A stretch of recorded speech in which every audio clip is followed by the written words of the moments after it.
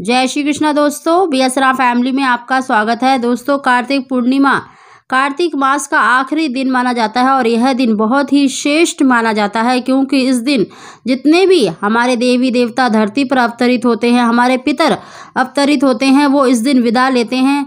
दोस्तों, कार्तिक पूर्णिमा के दिन अगर ये कार्य किया जाए तो निश्चित ही आपको 33 करोड़ देवी देवताओं का आशीर्वाद मिलता है और साथ ही अपने पितरों का आशीर्वाद मिलता है। दोस्तों, यह दिन बहुत ही श्रेष्ठ माना जाता है। इस दिन स्नान दान का बहुत अधिक महत्व है और विशेष रूप से कुछ कार्य करने से निश्चित ही आपकी जो भी मनोकामना है वो अवश्य ही पूरी होती है। दोस्तों, इस दिन किया जाने वाले कुछ खास उपाय हम आपको बता रहे हैं, जिनको करने से निश्चित ही आपको शीघ्र ही संतान सुख की प्राप्ति होगी। धन की इच्छा रखते हैं तो धन की प्राप्ति होगी। जिस भी कार्य में आपके बाधा आ रही है, रुकावट आ रही है, वो अवश्य ही दूर होगी।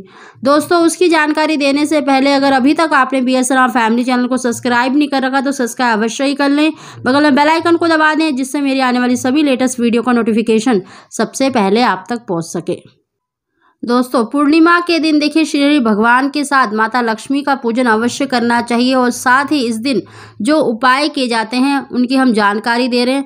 दोस्तों, सबसे पहले पूर्णिमा के दिन देखिए स्नान करने के बाद सबसे पहले शिवलिंग पर जल अवश्य अर्पित करें। साथ ही जो आपको उपाय करना है, आपको देखिए पीतल या तांबे का लोटा लेना है, उसमें शुद्ध जल भरना है और उसमें थोड़ा सा अगर आपके पास गंगा जल है तो गंगा जल अवश्य डालें, नहीं तो गंगा मैया का ध्यान करें। और आपको 5 बेल पत्र लेने हैं और उसी जल में आपको 5 बेल पत्र डाल देने हैं और साथ ही आपको एक कमल गट्टे का बीज लेना है। जो कमल गट्टे के जो सिंगल बीज आते हैं, ऐसा ही आपको एक बीज लेना है। इन सभी वस्तु को लेकर आप शिव मंदिर में जाएं और पतली सी धार करते हुए शिवलिंग पर ओम नमः शिवाय कहते हुए जल अर्पित करें और जो बेल पत्र हैं उनको भी आप ओम नमः शिवाय कहते हुए शिवलिंग पर अर्पित करें।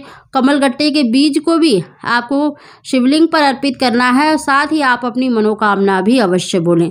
दोस्तों, सुबह के समय आपको ये कार्य अवश्य करना है। साथ ही इस दिन देखिए श्री भगवान के साथ माता लक्ष्मी का पूजन अवश्य करना चाहिए और इस दिन आपको खीर का भोग अवश्य लगाना चाहिए। चाहे तो आप व्रत की खीर बना सकते हैं या फिर चावल की खीर बना सकते हैं।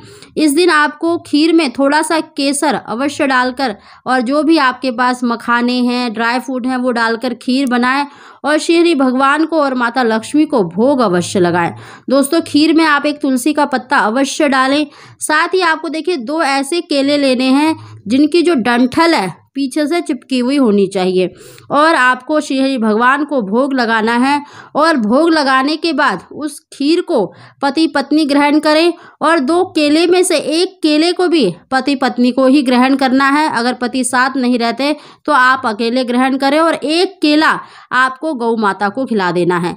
दोस्तों, इस उपाय को अगर आप उसी दिन कर रहे हैं, पूर्णिमा के दिन कर रहे हैं, तो आप अगले दिन गौ माता को केला खिला सकते हैं। नहीं तो अगर आपने सुबह के समय करा है तो आप उसी दिन भी गौ माता को केला खिला सकते हैं, लेकिन जो 1 केला है वो आपको गौ माता को ही खिलाना है। इसी बात का आपको ध्यान रखना है। इस दिन देखिए श्री भगवान के सामने और माता लक्ष्मी के सामने घी का दीपक अवश्य जलाएं और संतान गोपाल मंत्र का या फिर ओम नमो भगवते वासुदेवाय मंत्र का अधिक से अधिक जाप करें। 11, 21 बार या 108 बार जाप करने के बाद उस भोग को पति पत्नी को ग्रहण करना है। यकीन मानिए आपको निश्चित ही संतान सुख की प्राप्ति होगी। कार्तिक पूर्णिमा के दिन देखिए स्नान दान का सबसे अधिक महत्व माना जाता है। इस दिन देखिए चावल का दान सबसे ही श्रेष्ठ माना जाता है, तो इस दिन आप चावल का दान अवश्य करें और 4 जगह पर दीप दान अवश्य करना चाहिए।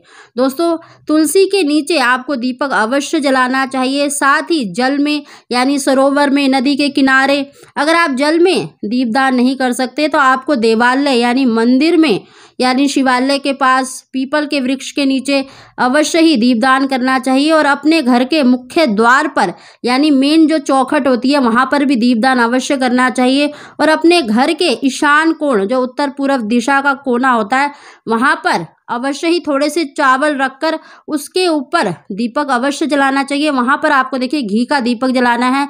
बाकी स्थानों पे आप तिल का तेल के या घी के दीपक जला सकते हैं।